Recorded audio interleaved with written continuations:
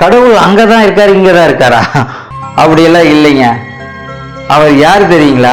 இதை கேளுங்க. தேடும் அன்பு தெய்வம் என்னை தேடி வந்த நேரம். ஆமாங்க, தேடும் அன்பு தெய்வம் அவர். இந்த பாடல் 1989ஆம் ஆண்டு வெளியிடப்பட்டது. இந்த பாடலை பாடியது திரு மனு அவர்கள். அது என்ன தேடும் அன்பு தெய்வம்? இந்த உலகம் படைத்த நாள் முதல் அவர் மனிதனை தேடிக்கொண்டேதான் இருக்கிறார். மனித உருவில் வந்து தேடினார். ஆமாங்க, அவர் எப்படிப்பட்ட இறைவன் தெரியுங்களா? இதை கேளுங்களேன். வார்த்தையாகி நின்ற இறைவன் இந்த வாழ்வை தேர்ந்த தலைவன்.